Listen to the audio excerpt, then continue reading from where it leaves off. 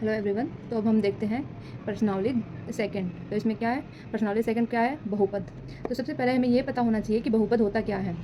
तो बहुपद हम किसे कहते हैं, बहुपद कहते हैं कि प्रत्येक चर की घात पूर्ण संख्या होनी चाहिए, वही क्या कहलाता है, बहुपद कहलाता है। जैसे चर क्या होता है, पहले इसकी डेफिनेशन लिखते हैं कि प्रत्येक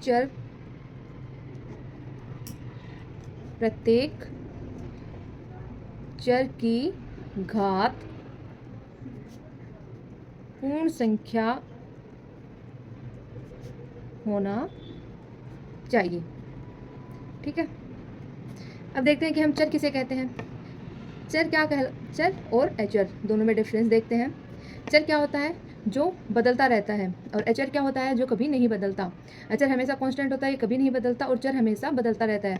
चर जैसे x हो गया, y हो गया, z हो गया, इनकी वैल्यू कुछ भी हो सकती है। लेकिन अचर हो गया जैसे 20 हो गया, 30 हो गया, ये अचर होते हैं। ठीक है, इनकी वैल्यू कभी नहीं बदलती। अब सबसे पहले हम देखते हैं कि रैखिक बहुपद किसे कहते हैं। रैखिक बहुपद, बहुपद का तो आपको पता चल गया होगा कि जिसकी घात क्या हो, पूर्ण संख्या हो। जैसे माना x² + 2x + 1, ये क्या है, रैखिक बहुपद है, एग्जाम्पल है ये। ठीक है, क्योंकि इनमें x की घात क्या है, पूर्ण संख्या है, इसमें भी x की घात 1 है, जो क्या है, पूर्ण संख्या है। और देखते हैं जैसे x की पावर 1/2 प्लस x की पावर 2 + 2, ये क्या हो गई, x की पावर क्या है यहाँ पे, 1/2। तो 1/2 क्या है, पूर्ण संख्या है क्या, नहीं है, इसलिए ये क्या हो गई, ये बहुपद नहीं होगा। ये बहुपद है और ये बहुपद नहीं होगा। अब देखते हैं कि हम रैखिक बहुपद किसे कहते हैं।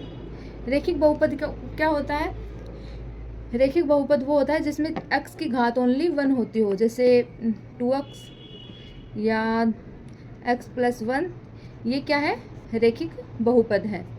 ठीक है, अब क्या कहते हैं, द्विघात बहुपद। द्विघात बहुपद,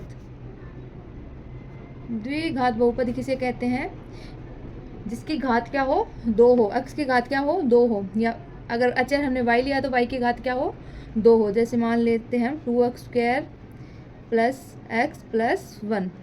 ठीक है, ये क्या हो गया, इसकी पावर क्या है, 2 है, इसलिए ये क्या हो गया, द्विघात बहुपद हो गया।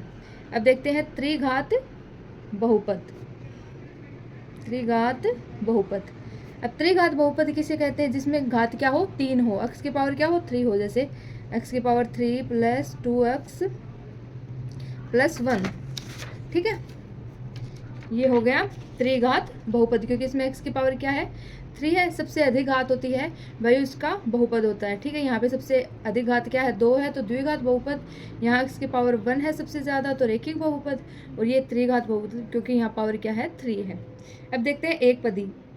एकपदी, एकपदी बहुपद। एकपदी बहुपद किसे कहते हैं, जिसमें एक ही पद होता हो। जैसे हमने इसमें लिखा है, ये 2x है, ये एक पदी है।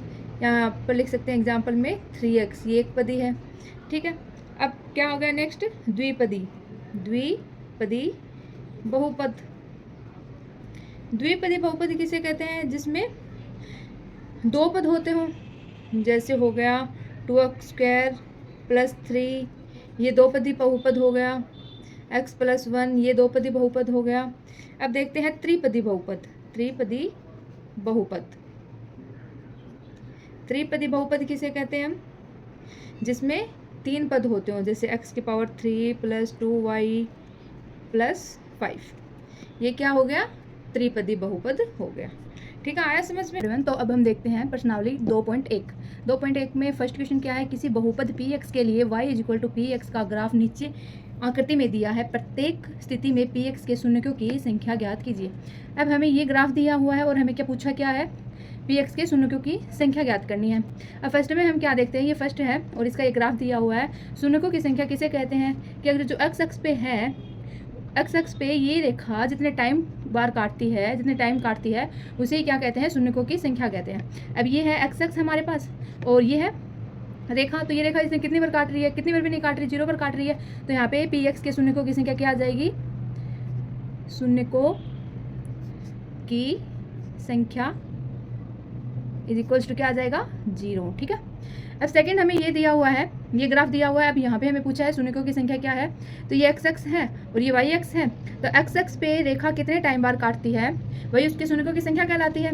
अब ये एक्स एक्स है और इसको ये रेखा कितनी बार काट रही है, यहाँ पे देखो ये एक्स एक्स है और ये रेखा इसको एक बार ही काट रही है। तो शून्यकों की संख्या क्या आ जाएगी यहाँ पे हमारे पास, शून्यकों की संख्या कितनी बार आ जाएगी, एक बार। ठीक है, अब हमें ये थर्ड क्वेश्चन दिया हुआ है। थर्ड में हमें क्या दे रखा है, ये ग्राफ दे रखा है हमें, और ये एक्स एक्स पे और ये रेखा कितने बार काट रही है, हम काउंट करते हैं 1 2 और 3। तो यहाँ पे शून्यकों की संख्या कितनी हो जाएगी, 3। शून्यकों की संख्या कितने टाइम होगी, 3। तो ठीक है, इसका आंसर हो गया 3। अब नेक्स्ट देखते हैं हम।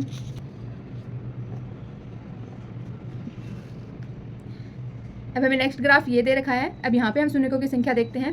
ये एक्स एक्स है हमारे पास और ये रेखा है, ये कितनी बार काट रही है, 1 और 2, यहाँ पे 2 टाइम। तो यहाँ पे क्या आ जाएगा, शून्यकों की संख्या कितनी बार आ जाएगी, 2 बार। ठीक है, अब ये फिफ्थ है क्वेश्चन हमारे पास और ये ग्राफ दिया हुआ है, ये एक्स एक्स है।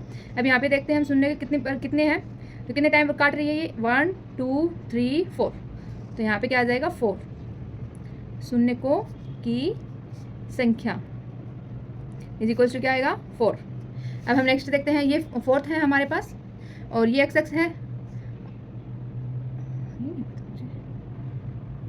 ये एक्स एक्स है हमारे पास। तो ये यहाँ पे कितना आ जाएगा, ये 1 और ये 2 और ये 3, क्योंकि ये नीचे से नहीं जा रहा है, ये क्या है, ऊपर से जा रहा है, टच कर रहा है इसको।